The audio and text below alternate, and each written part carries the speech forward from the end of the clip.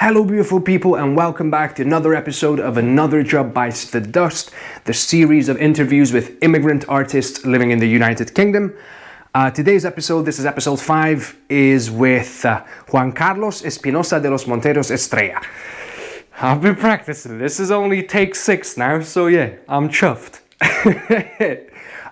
He is originally from the Dominican Republic. He's been living in Spain as well, so it was quite fascinating to learn about what's it like being an immigrant in 2 countries at different ages, how that affects you, you know.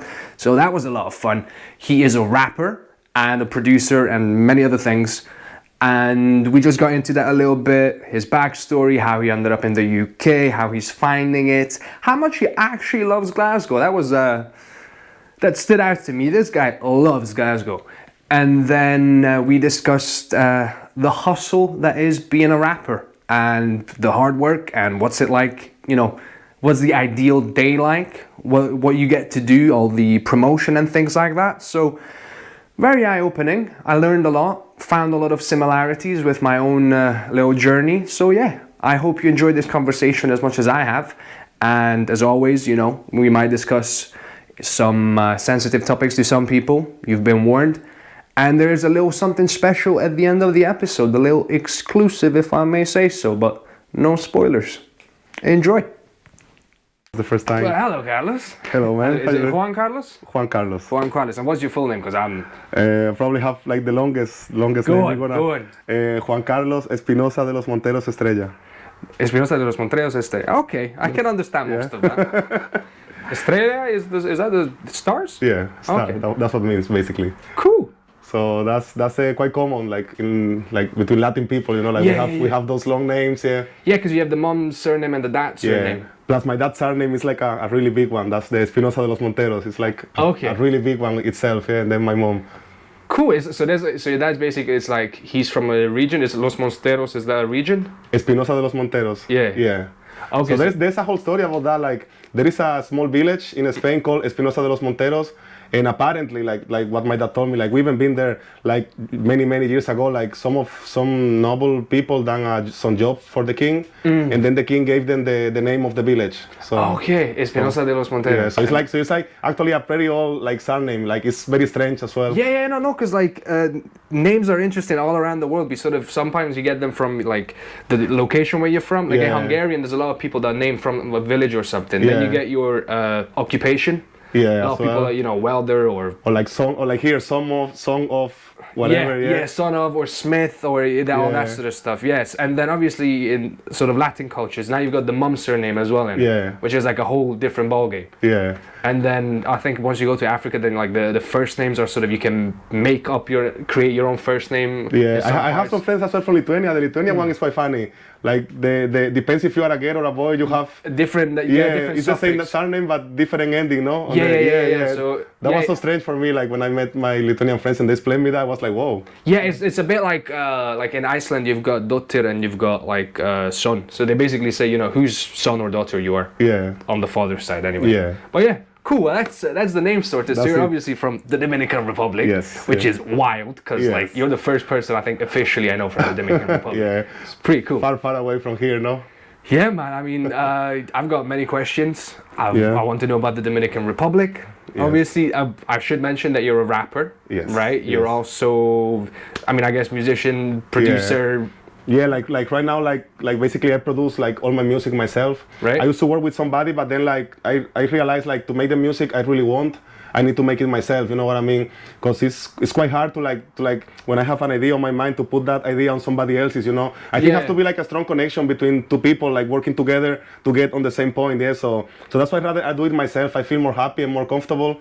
And I think I make better music like doing it, like producing it myself and mixing it, edit the music and all myself. Yeah, I mean that's interesting because like I mean I do writing and stuff, or when I'll do videos, I'm trying to find an editor, but editing I can be like, okay, I want kind of this idea or this general feeling to, and you know people can do that. But with music, it's very much personal. It's like it comes, all of it comes. Especially with rap music, especially with rap music when you want to make like something like deep, you know, like some deep lyrics, something that hits. Yeah, exactly. No, so I think I better do it myself, you know. Yeah, no. By now, yeah. Fair enough. I mean, I respect it, dude. Yeah, that's just taking your career into your own hands. Yeah. Right. Well, let's start. Okay, let's start with the Dominican Republic. Yes. What was that like, and how did you end up in the UK? That's crazy. That's a long story, you know.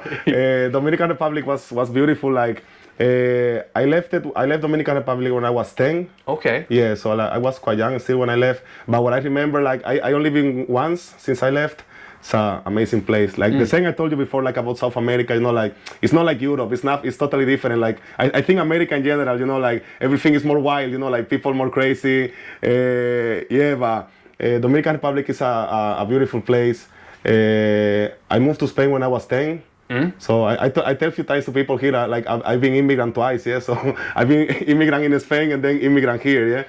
I mean, yeah, that is actually kind of interesting. One of the I'm going to ask you is because I find that there's very different experiences as an immigrant at different ages. So the reason I invite people on this sort of interview series that came here as an adult is because I think when you go to a country as an adult, it's very different when you go as a child. Like if you had any sort of education, a high school or something in a country, you're seen a bit differently as opposed to if you go there as a full-formed high school diploma or after uni, whatever. So how was that for you? Like to move to Spain, like was strange at the beginning, because obviously like same language but different culture, and basically like we left all my family, all my friends there. I have some family in Spain, but I never have like really relationship with them. So I left all the friends like where would you grow up and all that. Moved to a different place, different schools, different places, different faces. Was hard at the beginning, and like a wee bit tough, as well, like meeting people and all that. Yeah. I heard the wee bit in there. I was like, that's the Scottish coming out. A wee bit hard, like meeting people and all that. But then like I have good times in Spain, like I know what's hard, like still obviously like especially like we moved to a small town in Spain, well, small city, and you can imagine I like a lot of old people like close mine. Jaén is called. It's a small city on the south. South side. Yeah, south side. I've been to Sevilla. That's the one place. So it's on the same community, on Andalusia. Andalusia, yeah? okay. Yeah, so like I would say from Sevilla it's like 4 hours or something like that drive. It's 45 minutes from Granada. That's the closest. Okay, so I couldn't go to Granada because it would have been too far. I was there for a week, so it would have been too far to travel and come back. But I've been to Cordoba and Cádiz. As well, Cordoba is like an hour drive as well from there. Okay. Yeah. So it's like actually like in between Cordoba and Granada. Yeah, like kind of, and like what's hard, like close-minded people and all that, but I have good time, like to be honest, I make like some of my best friends there, like still friends right now, Oh, that's pretty cool, man. And so first of culturally, what's the difference between, let's say, Dominican Republic and Spain? Because that relationship historically is very complicated. But from a cultural point of view, like obviously, how do you relate to Spain? How did you relate to Spain as a child? My dad is Spanish actually. Okay. So that's why we end up in Spain. My dad, to be honest, like he preferred Dominican Republic even, like he being Spanish, because I think the happiness as well and the culture, but like I like Spain, like totally different, like I said, from Dominican Republic, like everything, like culture, like music, like art, everything is totally different, like different vibes, like different feelings and all, but like as you say as well, when you move as a child, like you get different vibes, and you get like different. Yeah, and I think as a child you're even more adaptable. Yeah. Because you're just looking to make buddies. So like, hey, how's it going? I would say like the first maybe 2 years was a little bit, like strange, hard, Yeah. But then after that, like I know that city like my hand, like to be honest, like. Yeah. Once you're a teenager, you start roaming around. Roaming around. Get all sorts of trouble. Yeah. Many troubles. Right. Wow. And then so how did you go into rap? How did that come about? So in Spain, like I used to hang out always with like Latino friends, because obviously, like I say, like a different culture, a small city, so people was looking weird, the Latinos and all that some people was not very friendly with us. So there's still that sort of like nowadays it's not that much, but like 10-15 years ago was a wee bit, like disrespectful, like with some Latino people and all that. Like you're Spanish, but like you speak Spanish, but you're not Spanish. Yeah, because usually as well the Latinos used to go there, like to do the shitty jobs that Spanish don't want to do, like cleaning, like the same like immigrants, cleaning, working in the villages and stuff like that, you know. The thing is, certain jobs in every economy take a level of sort of desperation that if you're not from a country, you might not have. Yeah. Like as an immigrant, you're like, I will do this shitty job because I know I can send this money back and then pay for my child's tuition or whatever. Yeah. So there's, and I don't care, it's still money, you know, like even if I'm cleaning the streets or whatever, it's still money, yeah. So if you're from there, well, there you got a bit more pride, and I'm not gonna be seen by all these people doing this shitty job. Exactly, no, especially in a small place, like basically everybody know each other on that city, so you're not gonna be like, no, I don't want to be seen, you know, cleaning the streets or. Like my dad was like, he was working as a kitchen porter, but he was like, man, I might just go start cleaning the streets because like the money's good and you get a little bonus. I was like, why not? I was like, you do you. Yeah, exactly. It's still money, you know.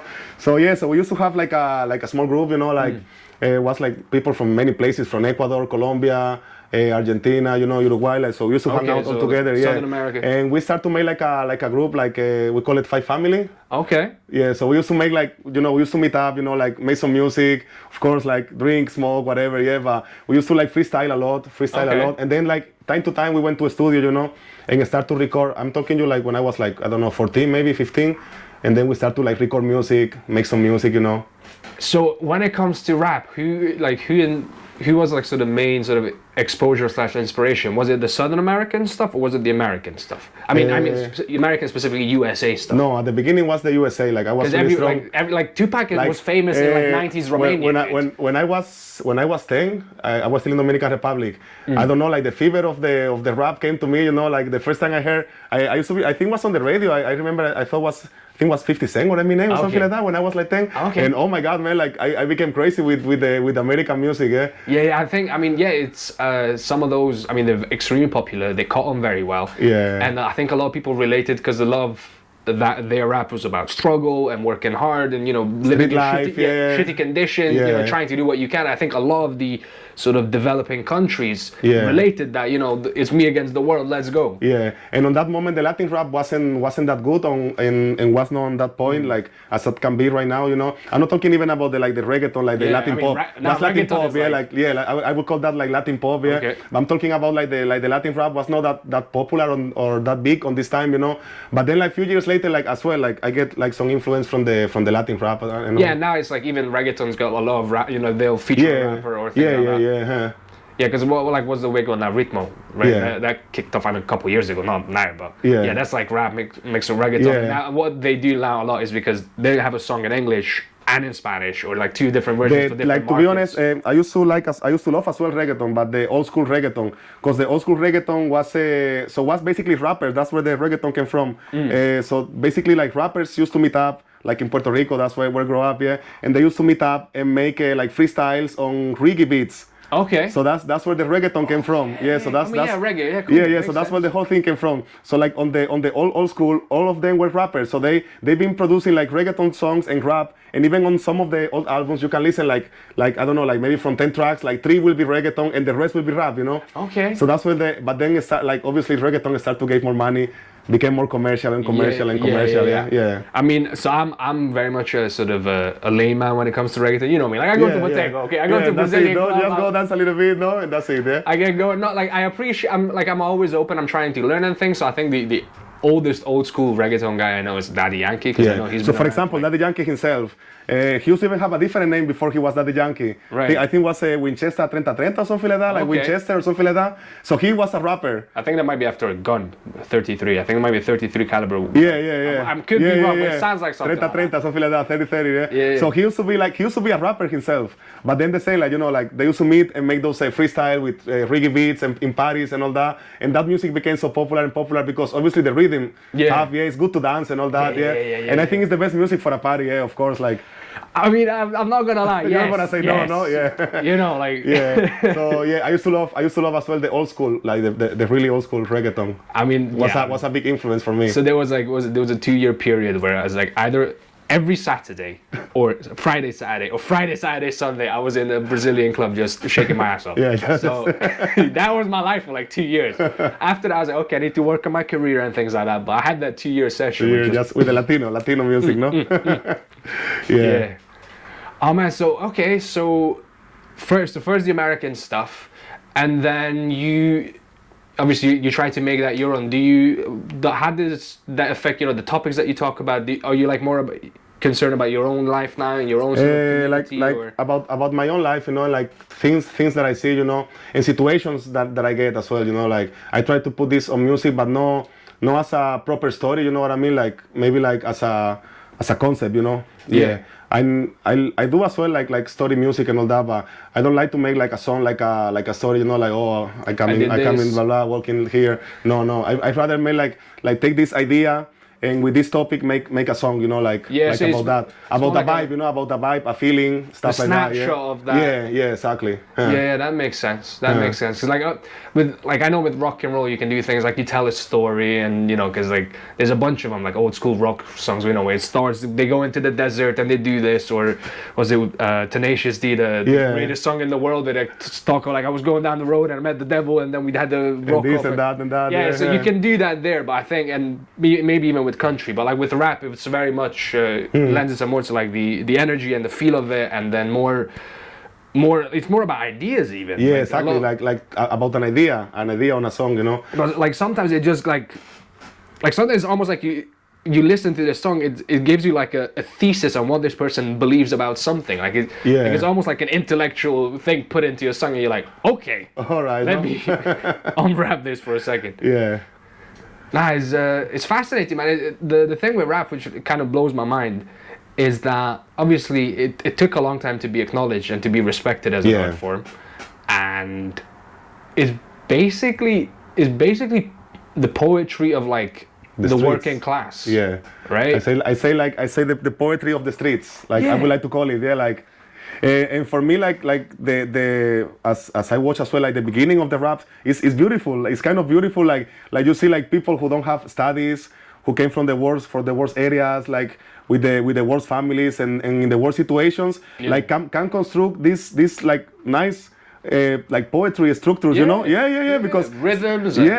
Still poetry structures, and these people don't study this, like some people study for that. Yeah, and they cannot do this, you know what I mean? Like So I think that's beautiful, like how can like from the bad situations and the bad life they have put this into music and make this such a good thing, Yeah, and sometimes I'm never promoting, you need to suffer for your art. I believe you can create beautiful art without suffering, but as long as you got something to talk about, and obviously when you go through stuff, you will have stuff to talk about, and as long as you can communicate that clearly, it's just very visceral and just grabs your attention. Yeah. I obviously think, I don't know, I'm a DMX fan to this day. Yeah. Like anything that goes on, I'm like, okay, let's go. They don't know who we be. No, he was good, man. Yeah, man. R.I.P. Right, so basically you were just exposed to this rap while you were in Spain? Yeah. Right? And then as well Latin music as well, like Dominican music, like I started to listen a lot to Dominican music. I don't used to like it a lot, like when I was a kid, like Dominican folk music. But then like when I was a teenager, I started to like it a lot because they say like we were going to the clubs and all that, and was like Dominican folk or like Colombian or stuff like that, like bachata, salsa, merengue, all this Latin music. So then I started as well to get a lot into that music as well. And I get a lot of as well, I think, influence from those Latin rhythms. Fair enough, man. I have the same relationship with like Hungarian folk music, obviously very different. But growing up, I was like, yeah. When you're a kid, you don't care. Like it's old I used to hear that music always on the parties. So when I was going to my uncle, to my grand and all that, but like, I was like, nah, that's all music. Yeah, you like see, like your grandma starts getting up, and you're like, okay, whatever. You're like, no, that's music for old people. That's not for me, like. But then when you grow up, you start to appreciate as well that music. No, like there's a lot of emotional content to it. Once you sort of put your little bias away, I was like, let me just actually listen to it. And it's like, oh, okay. So for example, bachata music, that's like one of the main Dominican folk music. Right. I would say that's one of the most beautiful like musics. I mean, it's famous. But if you like, well, maybe you don't understand, but like most of the lyrics is about like love. It's like love stories, like a guy who suffered for love, a girl who suffered for love, and all that, but like with really beautiful words, So like that's such a beautiful music, like. I mean, it's classic universal stuff. Once you get to that stage, you get to appreciate it a bit more. Yeah. But it's mind blowing because like, as I said, I'm from Romania. Like we know bachata. People try to learn bachata in Romania. Yeah, into that bachata and all that. You can't get further away. Like You can, but it's like, how far away are you from Dominican Republic? And people are trying to learn the dance. Now there is people like Spanish people doing bachata, not only trying to like singing bachata, you know, and all that. So like even people in other countries wanna sing bachata, There is bachata singers from Puerto Rico now, from Colombia, from like most of the countries in South America as well. So that's how popular that music became. And what are we talking about? 10, 15 years, like that? Yeah, something like that, like 10, 15 years. Actually, my mom told me when she was a kid, bachata was like really bad music, you know. So that was music for hookers and stuff like that. My mom told me, yeah. Really? Yeah. So like, I mean, like they used to be like music for alcoholics and for hookers. That's what my mom told me, you know. So the saying didn't have any respect, you know. Like at this point, like that, I'm talking about the 70s, So in the 70s, that music don't have any respect at all. Okay. Yeah. So it was like like music for alcoholics, you know, and stuff like that. I think once the people that grew up with that music and what it meant to them, once they passed it on to the next generation as well, and then it's sort of, it's fascinating how cultures and like, you know, music and trends sort of change along years, but that's one of the things I love about music as well. Like most of the music, like when they became on the main point, like none of them have respect, none of them. But then at some point, like you say, like the music evolves and became like something big. Like for example, even the pop music, the pop music used to be like the same, like music for people who take drugs and stuff like that. Like when the Beatles and all that started, depending what was the pop music, like rock, like especially rock in rock the 60s, as well. Like so, rock used to be like music for hippies. You know, so if your song used to listen rock, you will be like, oh man, my song is going on the wrong direction. But now rock, you see like the point where it's rock right now. I mean, it's not. I mean, I think rap has overtaken rock at this stage. Course, but at some point was the top music rock. At some point. Absolutely, it's still very much up there, but I think it's gonna be there for a long time. But I think right now rap is killing it left and right. It's still, it's been going strong. Like I don't know, 2000s. Something like that. Like a 20-something year. Rap music and Latin music. That's the top two bestsellers in the world right now. I mean, so like rap music and Latino music. I get why rap and I get why Latino as well. Like rap because the mind and Latino because the parties. That's what the people want for a party. And listen, you're in the right industry. Exactly. Like, you don't want to sit on a party listen to some classic music, stuff like that. No, you want something to dance. Absolutely, it is. It's just mind blowing how things change in not even that long. No, like in 20 years, 15, 20 years. Yeah, and so how did you decide to do this as a professional? How did that happen? Like we start to work out with my friends in Spain. We record like a small mixtape. We done like small shows. Like I'm talking when I was like 17 or something like that. We done like 2-3 shows in some clubs there. Blah blah. Then I moved here. So that was the other thing. Like I actually moved to UK when I was 18. Okay. Yeah. So I was 18 in a few months, and basically my mom sent me over here, because she was not happy with what I was doing. Or was this basically like a Fresh Prince of Bel-Air situation? Go to the UK, calm down. Like, to be honest, like not like that, but on the nice way. But it was basically like that, So I give up of studying, Like I have really bad experiences, like with the studying.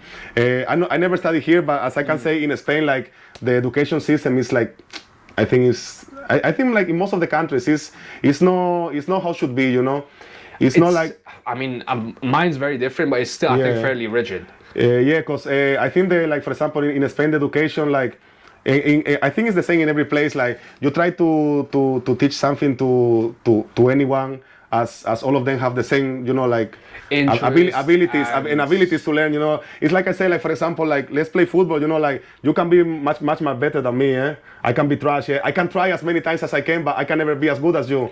Well, I think a study. I'm not saying about like being smart or like being intelligent or not. I say about studying.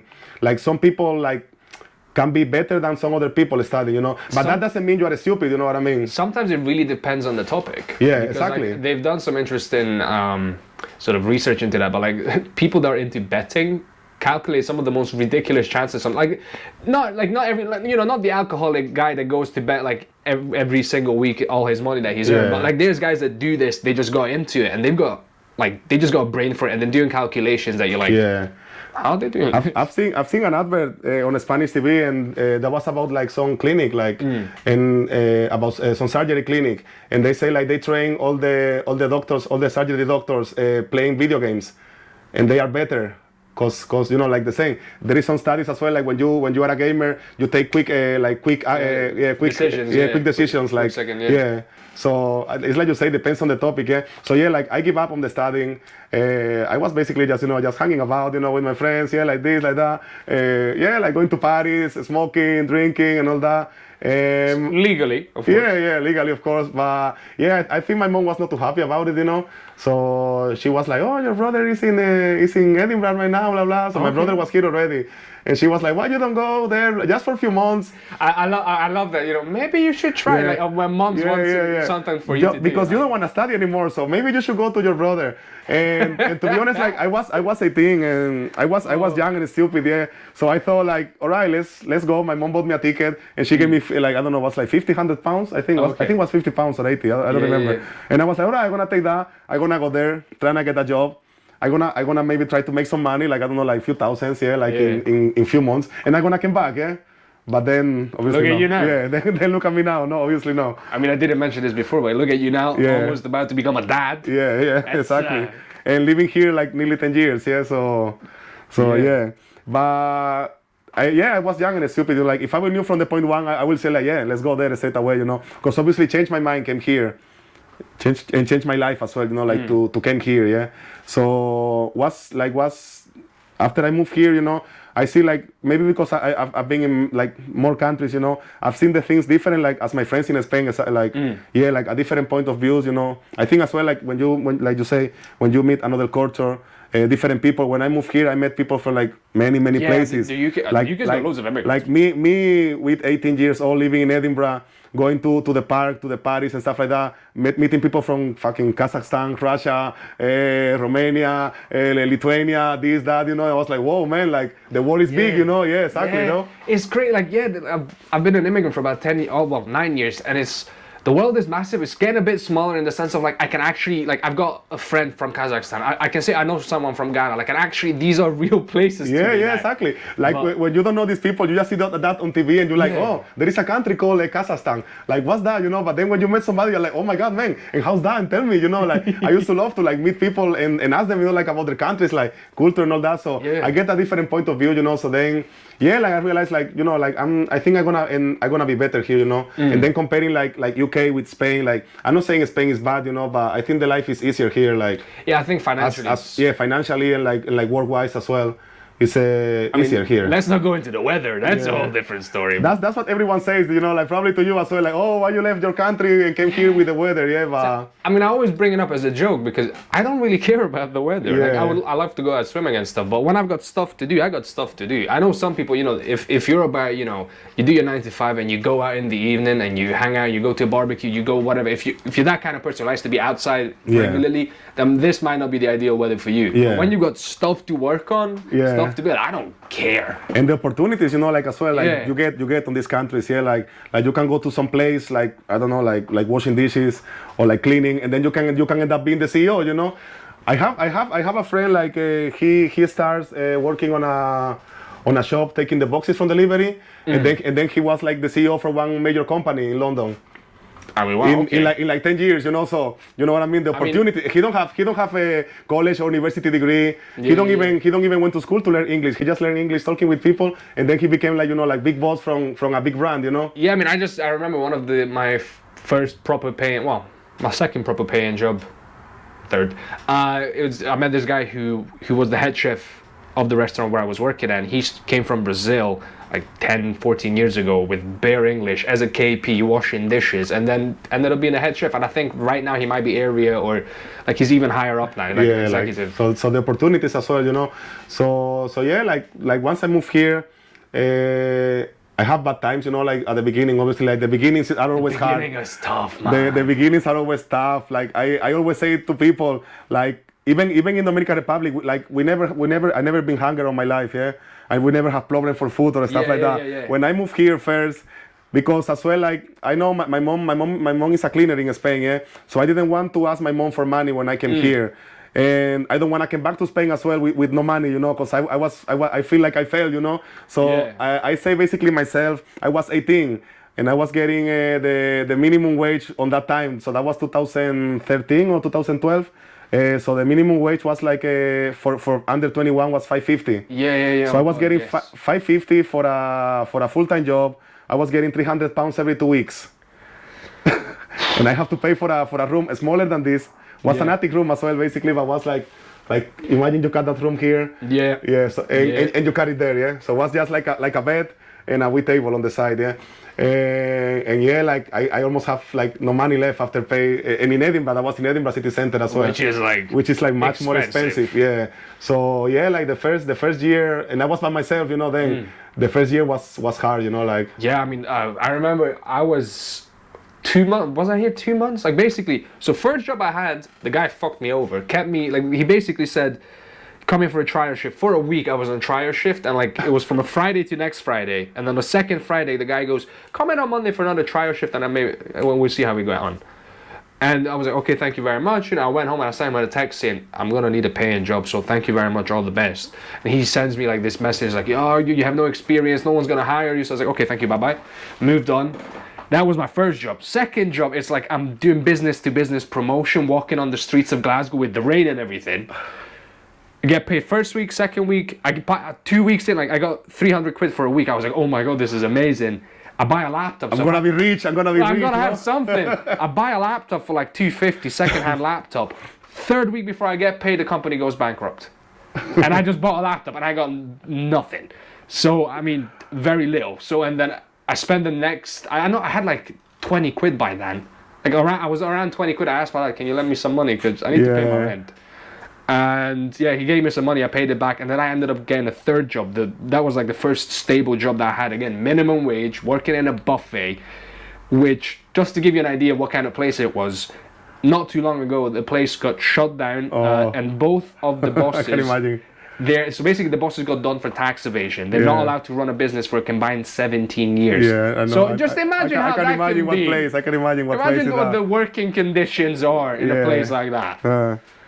So yeah, man, it's mental as an immigrant. That first year, and then there's always someone, you know, because they know you're an immigrant, because they can hear it in your voice, and they're willing to fuck with you. You know, and even on the first job, like I was pissed off many times. I didn't speak a word of English when I came here, and they always used to have laughs about me, you know. And I was like, in my mind, because of course I cannot reply to them. I was like, these fucking bastards, man. Like, what the fuck they laughing from me, you know? Obviously, like I was 18, like they were all the like 30s or 20 whatever, and I was like, these fucking bastards, you know. Like I knew they're laughing about me, you know, but I don't understand what they're laughing about, and I cannot reply. Just swearing them out in Spanish. Even like speak with my boss, you know, like to tell him something like was a challenge for me, because I can, like, if I need a day off or something like that, was a challenge to speak with him if I need a holiday. Google.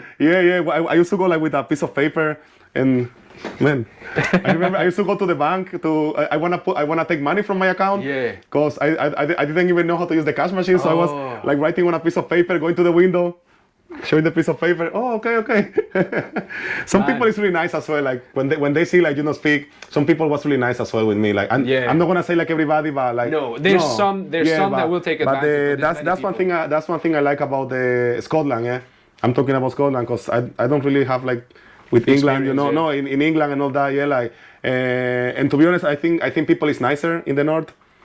In my opinion, yeah. I think I've heard this a lot. I'm not going to argue your opinion. You know, I've heard this a lot about like the northern England. They say they're a lot warmer. They say about like once you get sort of to Scotland, it's very friendly as well. I've found my people everywhere. Yeah. I never had to really look for them. I just went to a pub and struck up a conversation. And whatever sticks. Yeah. So I'm not complaining, but I can see how, you know, once you get to London, which is like packed with loads of people and everyone's, you know, trying to get their stuff done, and you got ridiculous prices on your head, that everyone's a lot more stressed and a bit more likely to snap at you. I can see that happening. Yeah. And you go with some stupid question, they're gonna be like, here, man, dude, get out. Get sorry, mate, sorry. Get the fuck, mate, no. Jog on. Yeah. But overall, like I have never been in a place where I was like, I don't see any people that I can hang out with, or I don't. No, not like that. But I see more people here than. I can see that happening, because like I was walking around in the west end of Glasgow in Partick, just trying to find this place, and this homeless guy comes over and says, "All right, mate, what are you looking for?" He realized I'm, you know, looking for obviously once he told me where to go, he was like, "You gonna help a brother out?" I was like, "Okay, thank you." That's one thing I love Glasgow. So after Edinburgh, I moved to Aberdeen, and then I think I was like 19 or something like that. I get a better job then. I start to grow up, you know. I start as a kitchen porter. Then like I think 2 3 months later, I was supervisor already. You know, like my English improved as well a lot more because I was hanging out more and all that. I made some friends, like some really good friends. Like we still friends like nowadays, you know. And then I started to work with. I met a Lithuanian guy. We started to work on the music as well. Right. So he actually like he have a very nice studio, proper studio. He was producer. He was like even like he have like few good tracks as well. Like he showed me when he was back in Lithuania, with like 500,000 like million views on YouTube and stuff like that, you know. But then but he moved here, you know, like get older. He was working on his music. We worked together on one album, But then the thing didn't go like that's what I was saying, like about like doing it myself. Like once the album was done, the thing didn't go as I thought. For example, I don't know what he thought, but was like the album was out, but that's it. Like he don't like you know Did like they become like a, like he as was wanted to be like my producer, my promoter, like the music didn't go to any place, you know. So I think it was a good job, you know, but didn't go anywhere, you know. So yeah, I mean, I don't know a lot about music promotion. I'm more in the acting world and the comedy world, but there's a lot of similarities and getting your music to be heard by people and to sort of, it's like you constantly have to be promoting. Yeah. You need to move the music like everywhere. Yeah. So like right now, for example, I do all this stuff myself. Like I contact DJs, I contact radios, pages and stuff like that. You know, like always trying to get like my music somewhere. Like most of the time didn't work, but you need to try. You know, all the time. Absolutely. So then we came to Glasgow like for a concert. That's the one and only time I've been on a concert, like on a famous artist concert. So I went with Dairon. We went to a concert to you don't know YG. He's an American rapper. Okay. Yeah. So we went to a concert of YG, and we came to Glasgow. That was the first time we came to Glasgow. I was like, man, that's nice, you know. Like you said, you go on the street and the Yankees say, hey man, you're right, you need to like people is lovely in Glasgow, you know. So then we can like I think another more time, and when like then my brother moved to Glasgow, and we're like, okay, that's it. We're moving to Glasgow straight away. We got a base. Yeah, we're going to Glasgow. And to be honest, I think I'm probably gonna stay here forever, you know, in Glasgow. Yeah. I really like this place, you know. So I bought a house here and all, you know, like you can see. Nice. I really like this place. I mean, I'm thinking you might be the first person so far that straight up said, I'm staying in Glasgow. I think you. Don't tell me before. He was like, man, I'm not leaving that place. No, I don't mean like on the interview series. On the interview series, I think you're the first person that straight up said, I'm settling down. This is it. No, like I'm staying here in Glasgow. Yeah, like my dad always used to tell me that like he feel more Dominican. Because he choose to live in Dominican Republic. He always used to tell to me like, I never choose to be born in Spain. Like he said, that's something he told me like, there is 3 things you don't choose in your life. He always used to tell me that, my dad, like your color skin, your family, and the place you're born. Yeah. Yeah, and that's true. He told me like, that's you get this when you're born. You don't nobody ask you like where you wanna born, like what family you want. Yeah, so he used to tell me like, I love Dominican Republic because I choose to live there. Yeah, so that's the thing with me about Glasgow. Like I think I choose to live here. So I think you'll find a lot of immigrants once they've stayed in a place for a while, they have this feeling of like, listen, you can say whatever you want. You were just born here. I came here. I have to pay. I mean, I just became a citizen not that long ago. I had to pay my fucking dues. There was like a tax. And I had to do I had to learn and do a test and things like that to become a citizen. So there's definitely that feeling of like, hey, I mean this. Come on, no? Cut me some slack. Even when me and Jocelyn go to Spain for a holiday, like we can go to Spain for 2-3 weeks, a month. But then at some point, you know, we're like, oh man, we miss Glasgow, you know? Really? Yeah. And sometimes when we get on Naples, it's like, oh, we are in. Like it's not like you say, but you feel like I'm on my place, you know, like. Yeah. Of course, I love to Spain. I would like to go back to Spain, but I feel nice when I came back, you know, to. Man, it's nice because a lot of times, you know, a lot of people are like, oh, I don't like the weather, I don't like this. It's nice to finally hear someone saying, you know, this is it. I don't care about the weather. I love the people. The weather can be better. Yes, like many things can be better. Yeah, like here's global warming. Let's go. Yeah. Like those years been nice, you know. Like we always say, I say always to Jocelyn, maybe with the global warming, in few years that's gonna be like Malaga, you know. Maybe, no. It's gonna get tough, but let's go. But yeah, man, like like I really like this place, you know, Glasgow. That's good, man. I mean, we worked together 4 years ago, 3-4 years ago. 3-4 years ago. Because obviously before the pandemic. Yeah. But yeah, So then when the pandemic happened, then that happened, you know, like. So I think I bought that mic, like I don't know, like I bought one mic in Edinburgh first. and an interface, like a smaller one. Yeah. I went back to Spain like for a holiday. I gave that to my friend so he can set up an studio there, because obviously like we still have the group. We used to make the music. So I gave him that one. Yeah, that was like a smaller one. Then I bought that one, and I bought that interface. Yeah. So I think I have that mic for like, I don't know, like 5-6 years. Okay. Yeah, like still alright, still working sound, yeah. But I have just the mic and the interface. Then once we moved from Aberdeen, I used to have that in my room in Aberdeen and all that. But once we moved from Aberdeen, that was just in box, storage. We used to live in a small flat, there was no space, blah blah. Yeah. But then once we moved here, that was still in some box somewhere, yeah. But when the pandemic happened, like I have more time. Yeah, so and you I was started unpacking. and I was bored for a while, and I was like, that, like, to be honest, was like a good 3 years, 2-3 years. I don't done any music. I just left the music apart, because obviously like on my last job like was a lot of work, and when you work that much, you don't have really time to create, Yeah, and sometimes you might get tired, not have the Yeah. energy. Sometimes you just don't have the motivation as much like this. I even read once like work kills the creativity. It can. I can say like in some part it is, like if you focus too much in work and all that, I don't think it kills the creativity, but you forget about it because you just center your life in work.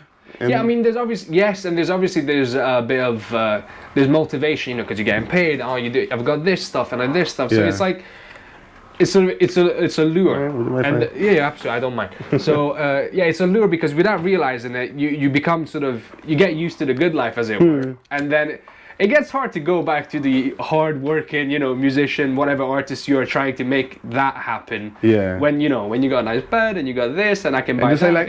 like, oh well, yeah, I have some money. Yeah, like you say I can go holiday, I can buy a car, I can buy this or that. I don't need to make nothing else, no. Yeah, and actually, I was my other question was gonna be, obviously, I don't think people are aware of how much work goes into rap. So what does it actually look like besides setting up your own studio and having to do your own writing? And you're like, what are we talking about here? What does like a daily ideal working day look like in the life of a rapper? In the life, so I'm a normal guy, man. I'm just a simple normal guy, Yeah, but listen. Yeah, that's it, no. When you're not working, at your job, or even when you are, like, what is an ideal day of like, okay, today was a good day, I worked on my career at this stuff. What does that look like? So like a good day for me. Yeah. I wake up like all clear. Yeah. Always like to have a cup of coffee in the morning and all Yeah. that. Yeah. And usually like when I work on a song, for example, yeah, I don't like sometimes it's quick. Sometimes I just came like one of the songs of the album, the intro. I just came here. I wake up from a nap. I came here, and in half an hour, I just bought a beat. In half an hour, I done it. I recorded and I mixed it, and I was like, whoa, man, that's great, But sometimes like those I call my masterpieces, I work on them like even for weeks, even for a month. Yeah, I work on the same song, like try to perfect the lyrics and all that. Yeah. Yeah. So then like if I have like time, like usually on my days off, I came here on the studio, turn on the mic, I record. Like that's another good thing of have the studio here. I recorded once. Just to hear again and again and again and again, like few times. If you get this, you say, that's the vibe I want. Then like I put the record on that, and then like spend like I don't know, like 3, 4, 5. I can spend like sometimes like 3, 4, 5 hours mixing, editing the song and all that, adding this, adding that, removing this, removing that, till you say like, oh, that's it. It and hits, that's you feel this. Oh man, I've done it. Like that's a masterpiece. I don't care if somebody gonna like it or not. That's my thing now. Like on my old music, like I used to like focus as well to make something that maybe like will like go bigger, like a lot of people will like or whatever. But right now, like I realized I went to that point, like I don't care, like I just make the music that I want, And yeah, there's something interesting about this because like I do stand up as well, and I'm aware of like that's harder. Because you need to make the people laugh, yeah, as well, yeah. Yes and no. So yes and no, because like in order for there's always going to be someone who laughs, because there's as many sense of humor, yeah, right? Exactly. Yeah. But the what sort of blew my mind is like there's always the allure as I'm going to create something that's popular and a lot of people like.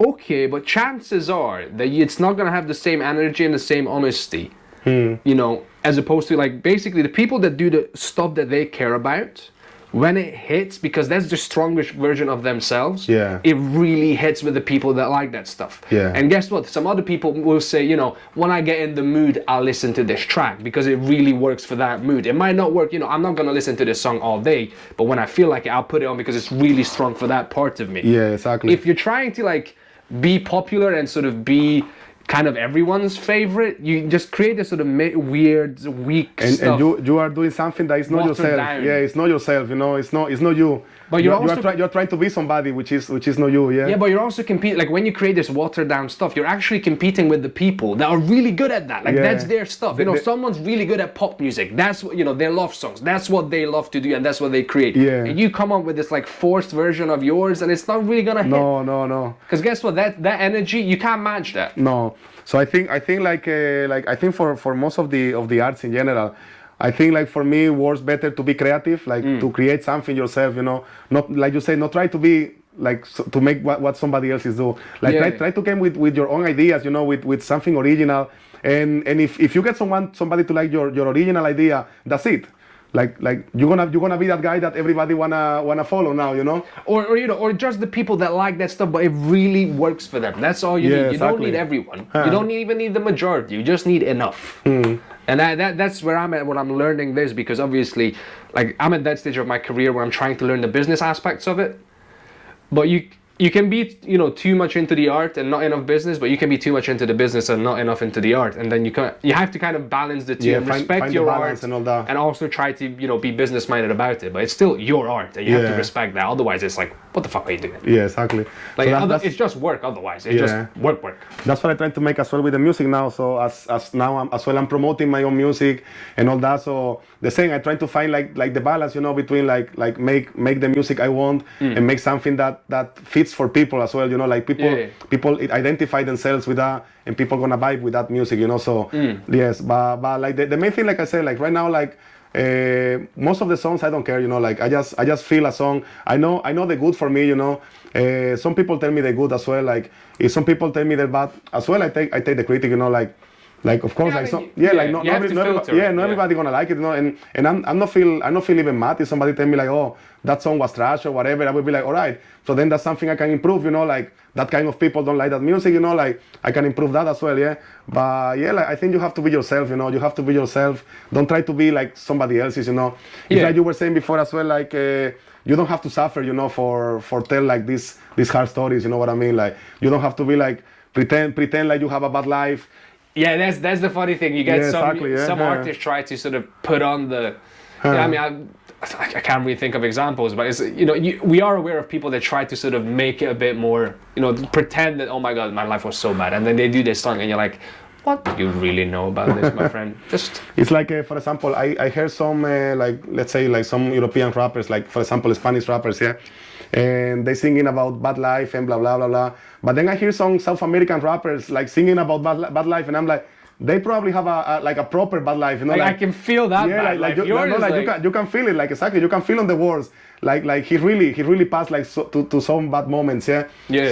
So like yeah, man, fair enough. You have some problems, yeah, but don't try to say like your life was that or oh was my not. God, you know, we're on the streets and we couldn't Yeah, do exactly. anything. Like you were on the streets because you wanted, you know, like for example here in Europe or whatever, yeah. But there in South America, you were on the streets because you don't have a choice, yeah. Yeah, or because that was the You only get way to to the get. favelas. Yeah, that was the only way to get money, or like to pay your bills, or to maintain your kids or your mom and Yeah. whatever, yeah. So it's like you know, it's hard, yeah. So Yeah, no, it's. I think there's nothing more annoying when someone who can afford, like, who's well off pretending to be not well off. Like that can be very grating. Yeah. Just, shut up. that's the worst. That's the worst. Shut up. Like, yeah, I mean, to be the opposite is bad as well. When you get someone who's, you know, like, you're from my neighborhood or from my area, but you pretend to be better than us, and you pretend to be some upper class, whatever, and you're like. Nah. That's also annoying, but Yeah. I don't know. I feel like I get more offended by people pretending to be poor. Yeah. It's like, okay, you're just, you know, on a little detour, Yeah, exactly. just no? artistically Yeah. experimenting. Just Good wanna- for you, You man. just want to be somebody, you know, or whatever. Yeah. Yeah, nah, it's crazy, man. There's a lot that goes into like arts of all sorts and just making it happen and creating it and selling it and promoting it. There's a lot of moving parts. It's a lot sometimes like I know for example for some of my tracks I could do more like in promoting and trying to sell the music, but sometimes I get to some point like when I spend few hours like trying to contact people and all that, and I'm like, nah man, enough, you know, because it's hard as well, you know, it's hard to like get your music somewhere, especially if you don't have contacts and you don't know people and you don't know this and that, and takes a lot of time, you know, like to no, absolutely, like promotion is like one of the pillars of any artist's and I think that's another industry on the side of every art. So back to your ideal day. So obviously creating, how does it work? So you spend a couple of hours creating, then you take a break, do something else, get back to I usually get like a drink, you know, as well, like so first like I record and all that, then I sit down, like usually like a glass of whiskey or like something strong, you know, like, and I spend like few hours listening to it, you know, and all that. Like trying to relax a little bit, you know, like listen to the music in different moods as well. I try to listen like the same song in different moods. So like for example, like so for example, like when you just wake up, you know, your brain is on a different mood. Listen to that, or then like when you are tired, listen to that as well, you know, like interesting. Trying to listen in different, and then see if match, you know. See if it's the same vibe, or are you trying to get the sort of similar experience every time, or trying to see if it still works in different? Trying to see if there is different experience. Like when you hear one song, the same song, trying to see if there is like different experiences. Depends like in how you are or how you feel, you know, like. And I think should be like for example for the good music, you should get like with the same song different feelings. Depends in how you are, I think that's true. I don't, for some reason, like, I got love songs when I get really tired and just, you know, demotivated. Like it's a sad love song, but I just relate to that feeling of it, of like, you know, and it's a love song. I'm not feeling heartbroken. But then you can be happy and listen to the same song, and you can feel something different, And then you can even feel more happy, It's a sad song, but you listen to that song and you feel like, oh man. And then, you know, you get the classic at the, you know, at the party when the song comes in, you look at someone, you're like, oh, that's some music. Let's go. Yeah, exactly, no. so yeah, that's a good day, like for me, like for work on a studio, you know. Okay, who are the rappers that you sort of keep an eye on at the moment? Like it doesn't have to be famous. It's like, who's the music that you're like, it's not like you emulate him, but I'm interested in what they're going, you know, trying to do there, or it's something new and different that I haven't heard before. Like I don't know what happened to those guys, but like 2-3 years ago there was a lot of rappers and trappers from Venezuela. Right. Yeah, and I don't know, man, like that music was like outstanding, you know, like I think because they're saying like they were like proper guys from the street, but they weren't doing like good music, you know, they were going through stuff. And then they worked with like really big producers from South America, you know, and they went so big, like so quick, you know, and I was like, oh my, like young boys, you know, they were like 17, 18 years old, and I was like, oh my God, man, like those boys doing it well. There is as well a lot of Dominican New York rappers. Right. So it's New like York. Yeah, Dominican guys from New York. Okay. That make music like drill rap music. The same, man, like when you listen to them, like, oh man, like they have a different vibe, you know, like I follow as well like some Dominican rappers as well. Nice, man, like some of them, So it's kicking off. Yeah, kicking off, man. It's good. I mean, it's the sign of a healthy industry is when you got newbies coming in and creating cool stuff. And the same now as well, like I've worked with few guys like from the city I used to stay in Jaén. So the underground culture was like, there was no underground culture like rap and all that when I used to live there. Yeah. So basically like our group, we were like one of the first groups in the city, you know. Yeah, and even like some people like remember us. Early. That 2000s. was like 2000, maybe 2008. Okay, 2000. so the second half of 2000. Yeah, like something like that. But over there, like the rap music and all that was not very popular, you know. Like people used to see us with the caps and all that, like with the American football t-shirts. And they were like, look those guys, blah, blah, blah, blah. Now everybody, like a lot of people dress like that and all that. Yeah. And there is some guys like younger than me, of course, like maybe on the 20s or something like that. I listen to some of them. They good, man. Like they good, you know. Like I work with two of them. And they good, man. Like I listen to them songs, and man, like those guys. What are they called? So there is, for example, that guy called Esigo. He's good, like Esigo, yeah. Esigo. There is one producer, like I heard few tracks from that producer. It's called Leiros. he produced music now, like he even produced music for some like big rappers from Spain and all that. Okay. And he's from that city, man. Like he's good, like as a producer, you know, and all that. And I listen to the songs of that guy, and I vibe with those songs, you know, like the beats and all that. It's like, man, those guys are good, you know. I don't know if they're gonna make it like to a big scene, you know, like on the Spanish rap music, but they good as well, you know. And I kind of follow as well those guys, you know, like try to see like what sounds they got and all that, you know, like they good, man, they good. Good, good. And I'm happy as well in somehow, you know, to see like the, for example, the underground culture like grow on that city, you know, like. Yeah, in many ways, it's like the culture coming up. You know, the saying is rising tides, you know, rises all boats. You know, as the culture sort of evolving and growing, that's more opportunity for everybody. Yeah, exactly. No, more collaborators, more, you know, more audience. Yeah. So and some of those guys really humble, you know, like I know many of them, you know, like, and I remember like some of them, like, because obviously I'm older than them, like they were with boys, you know, and all that when we used to be on the streets, and now like they make music, they make good music, you know. Nice. Like and I'm happy as well, you know, like for those guys, you know, who like are creating, you know, like something different as well, you know, and try to put like that city on the rap scene, you know.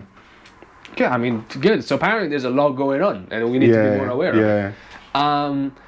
My sort of third question I normally go to is, how are you finding, you know, I mean, we talked about how you're finding the UK, but how are you finding the UK art scene, especially in the rap scene, trying to make your way, you know? What's the UK rap scene for you been like?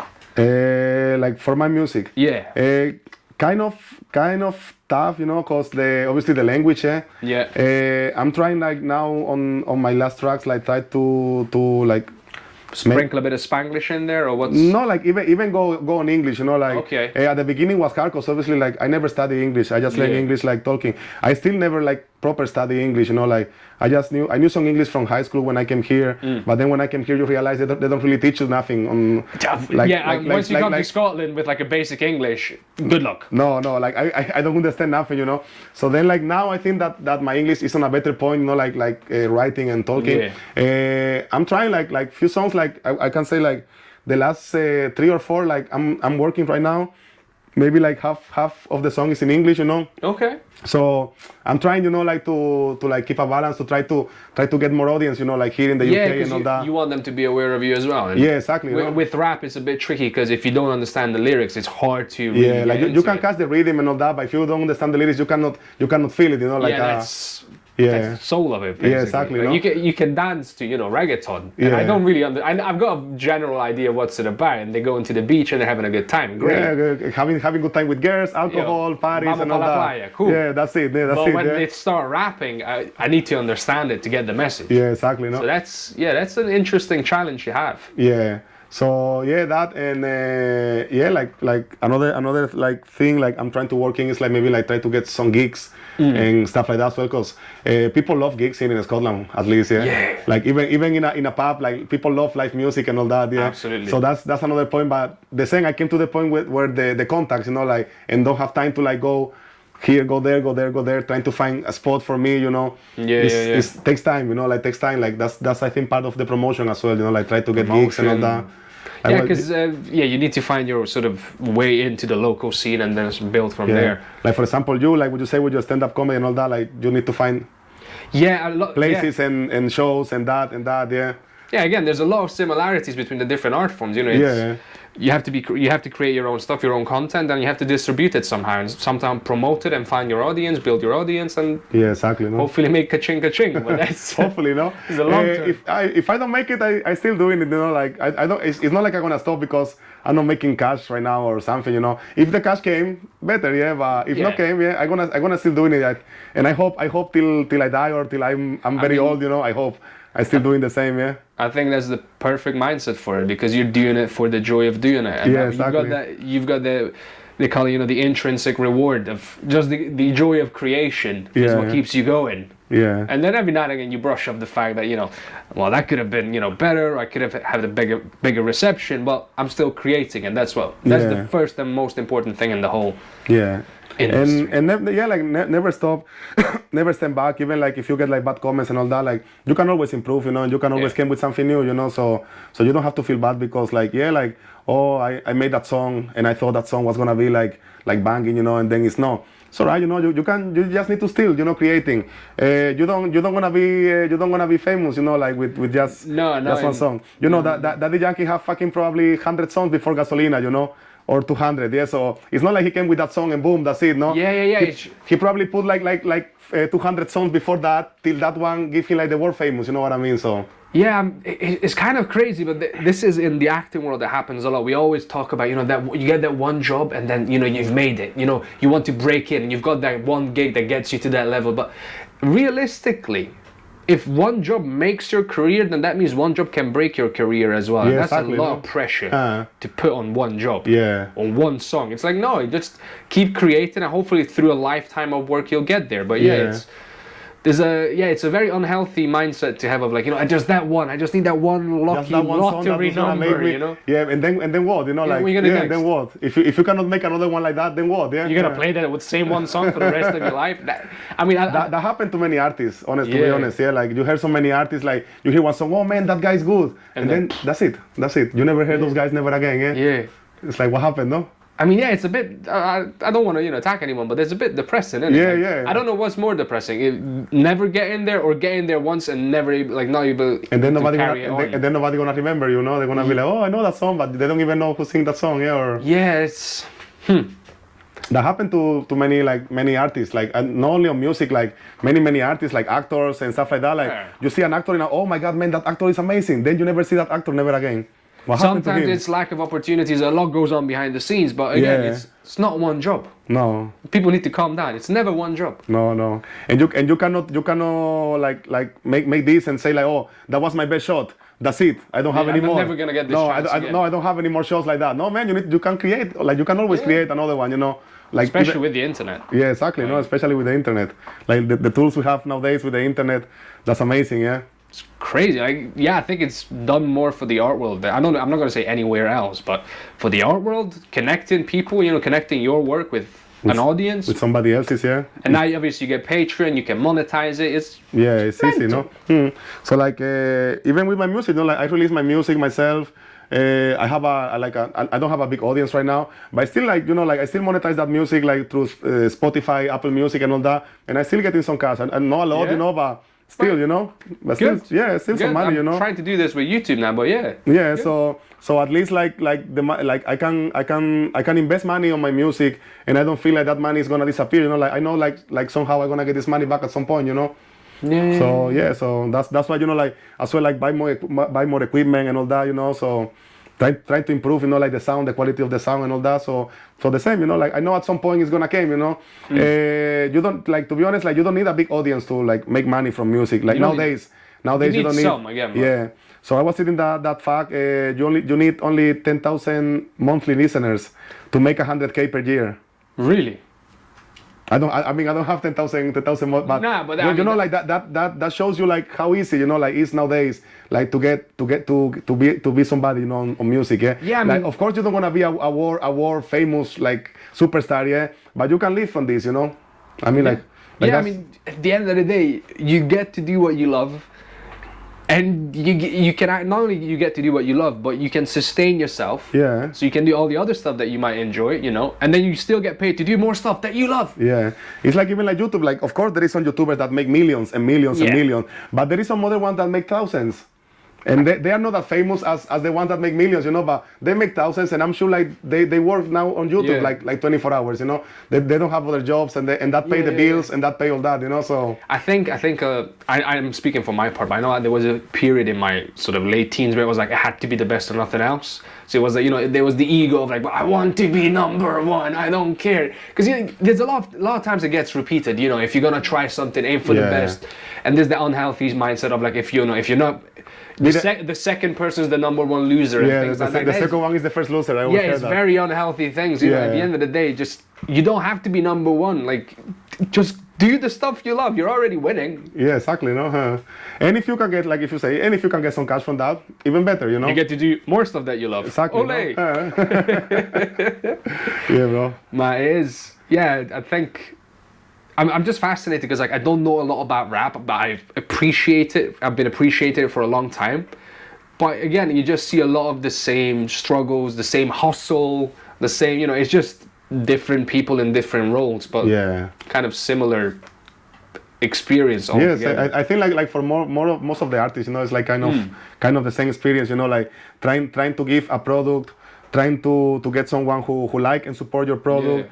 I'm even if you're like if you make paints, if you're like actor, if you make music, if you make, I think it's like this, like you have an idea, you put that idea into something, and then you try to get that idea into people. Yeah.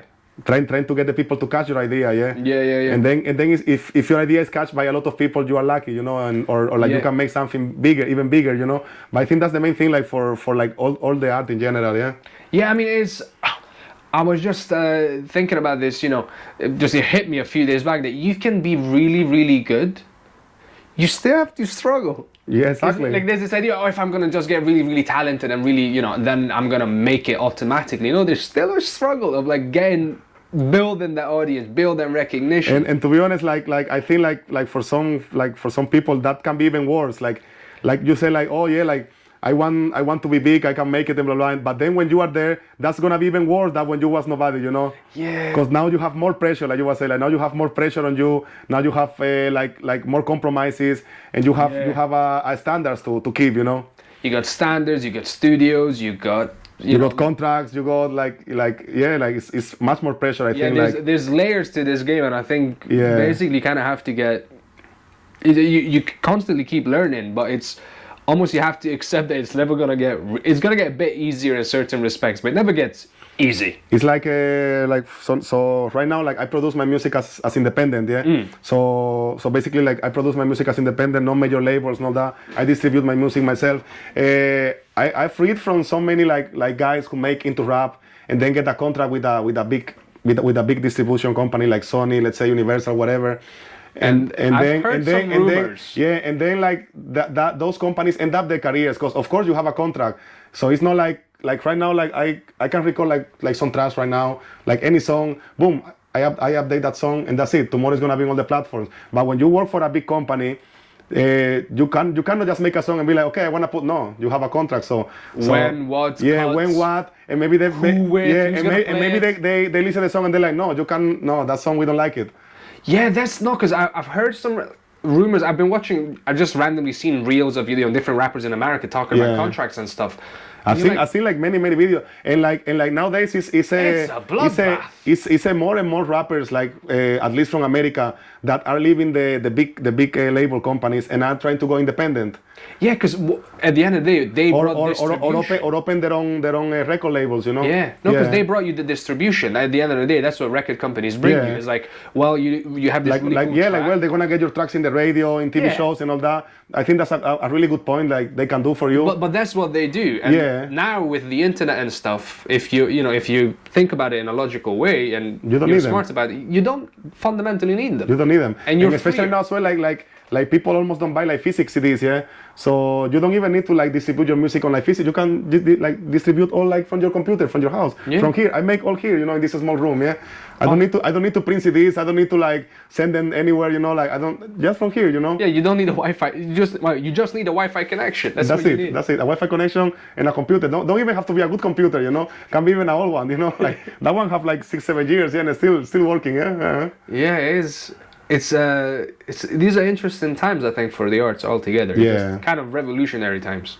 You just say, for example, like for the people who paint and make like graphic design and all that. Now, like for example, with the NFTs, like they have now like a big opportunity to become millionaires in seconds. Yeah, and I'm not gonna lie, I don't really understand. NFTs I don't get it as well. Like like for me, like but like the amount of money some people is making, so it's a bit crazy. Man, it's crazy. It's crazy, It's a bit crazy. But that's like if you are a graphic designer, I mean, you have a powerful tool now in your hand to become millionaire, without needing of like promotions or magazines or this or that. Just like make some like a nice NFT or whatever, put it somewhere and just try to get somebody to buy it. Yeah, I mean, I'm not gonna lie. I'm not fully sold on NFTs and don't think I fully understand NFTs. I don't know how they work. I don't know how they work. But I've got a little. I don't know if I trust them, but. I'm still learning, so I'm not gonna write them off. Is that scam? Is that something? Yeah, I'm not gonna write them off because I'd rather be open and learn about it. But I'm still a bit reticent when it comes to that stuff. But for example, like even some artists now like make their music on like as an NFT, Really? Yeah, as a digital token, and all that. I don't know how as well like how I don't know like how that works, like make your music as a. So I think there is that Canadian rapper Tory Lanez. His last album was an NFT. I don't know like how that works. You buy an album as an NFT, you know, so the album is yours. But how many people have that album? Like, yeah, exactly. No, I don't know, but they make money, man. They're still making money with that, you know. And he's an independent as well, independent artist, yeah. And he's like I can say like one of the he's a really big rapper in USA, yeah. So. Because like comedians have started doing this thing, not with the NFT, but like basically when they have a special, a lot of them have gone to Netflix, but many of them done, you know, I've got a website, you can download it from my website and that's going to be yours forever. And you pay $5 for it. Yeah. I think so. One of the early and very famous people of this was Louis C.K., who's obviously pretty controversial. But he did do this one thing, which was, you know, he released his own specials and you could buy it from his website. You didn't have to go anywhere. You pay a $5 and that's yours forever, no? And that's yours. And I think that's a very interesting way of handling it. It's direct, cuts out a lot of costs for everyone. Yeah. You know, because you don't have to pay a bunch of managers. No companies in between. No Netflix, you know, no Amazon Prime, no whatever in between, yeah. You just need a guy with Wix to set up your website and then let's go. And then that's it, no? So it is becoming an interesting field, I think. Just in general, but yeah, we'll see how it goes. Like internet, a powerful tool for like art right now, you know. Apparently it's going to be the downfall of civilization, but at least we'll have some good music. Exactly, no? Let's go. All right, okay. This is a question I like to throw out. It's like a little of a curveball, but I think it's funny. It can be funny. Like, so you're going to be the 5th episode. The 3rd episode is going to be mental. So I don't think you're going to have the same answer for this, but we'll see how it goes. So basically, artists are famous for having a bunch of weird jobs to pay the bills while they can do their stuff, right? Yeah. So what's the weirdest or craziest job you've had to pay the bills so you can also create your art? I don't know, man. It doesn't have to be, you know, just whatever stands out to you. Your craziest job. It doesn't have to be like the craziest job I have. You've had to pay the bills so you can also create your art at the same time. I have I don't know. I done too many jobs. Well, not too many jobs, but like the main thing I was doing was work in kitchens. Right. Yeah, so that was like one of the things that, and then I work on a factory. Right. Now. Okay, so you've been fairly safe. You haven't, because basically actors are famous for doing various odd jobs. Some people end up doing kids parties, and some people end up doing, I don't know. I mean, yeah. You got the kids parties, you've got the, you know, in America you got the spin and the sign. There's just so many. I know. Some people are strippers. Like there's so many. I know jobs. Some friends who perform on the streets and stuff like that as well. Yeah.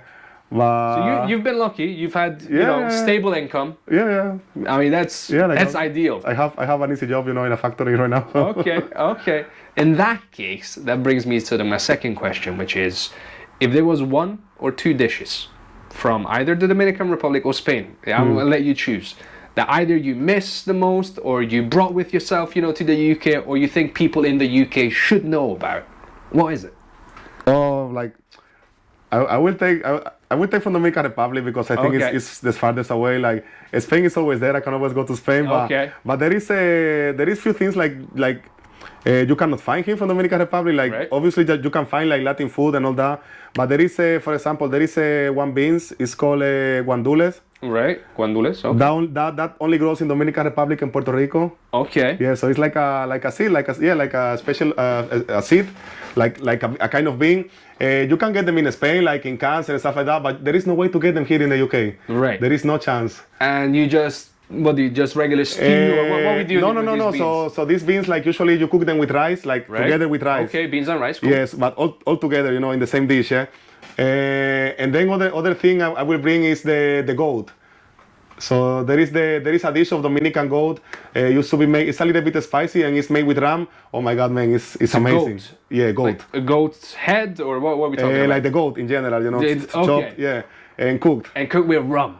Like it's a tiny bit of ram and a little bit of spicy. Oh man, the goat meat is so tender, you know, like. And I always remember dying, like, oh my God, like I only can eat that in Dominican Republic. Like I think I tried once. They have that on Las Iguanas on the menu, but that was trash. That was no.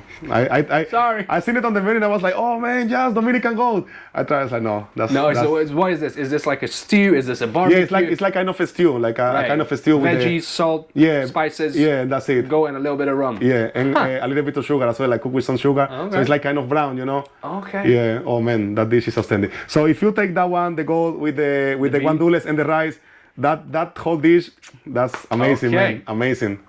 Well, I think that's all the questions I've had so far. Thank you very much. Thanks very much to you, man. And yeah, I will see you on the next one. See you on the next one, no? Cheers, bro. So that's the new thing. Yeah. Check it. Yo llego el asesino de la ciudad, no campesino, como cuchillo con filo y prendiéndome un fino. El cretino que improvisa y en la pista ya se vino. Ya saben que al pan pan y al vino vino. Y tengo un estilo divino, yo soy el elegido. Yo siempre real, nunca me viro. No vendo ni a un contrario ni un amigo, porque pana no soy chivo, yo soy el demente. Yo soy de Zion, el padrino, con leones me dicen. Y ahora que lo que conmigo, el beat me quema. Mi letra ya lo manda pa' la escuela. No hay poder que con mi pueda, no me puede ni aunque quiera, ni aunque se santifique, ni a un santo le prendan la vela. Porque yo tengo un pie en la vieja y otro en la nueva. En caída libre este no frena. Corriente a 120 corre por mis venas. Rap yo le meto condena. Me compré un par de anillos, también par de cadenas. El brillo palo arete, mis el moño no melena. Vengo al juego de una, les puse el reloj de arena. Soy maniático, Drácula voy como cocuyuela. Un blon de desayuno, el vaso de ron es pa' la cena. Y repito, conmigo no, que yo soy un problema, locotrón, loco. Natural, no poso pa' la foto. Quieren joder conmigo, pero con Tom me choco. Yo no soy de esos que mucho flow, estilo poco. Tiren lo que quieran, yo por nada me alboroto. Me tiré pa'l norte, llené de sello el pasaporte. No dejo que la mala vibra y la envidia me toque. Yo vivo a los foques, toma tu lanza Don Quijote. No provoquen que me aloque y la esfera yo le invoque. Imposible que cantando yo me equivoque, yo soy el sofoque. Mi rap pa' celda los barrotes, quemando un blon, siempre yo ando locote. Bien posible que de 3 puntos yo tire y te anote. Ponte, juégate la carta, hazte un par de marcas. Todos por nivel compiten, a mí no me hace falta. FF la marca, de todo este resalta. Tengo nota alta, matarlo bien me encanta. De diciembre como Santa, solo síganme la llanta. A mí nadie me aguanta, si todos se achantan. Check this out, papi, Dollar Fire, Maserati. Estilo bien caro, esta mierda no es de gratis. Me ven, se ponen happy, yo le meto jaque mate. Dale bitch, ponte tu maqui, que rapando soy el rapid. Yo le meto fuego al lápiz, demasiado classic. Ya. Dollar Fire,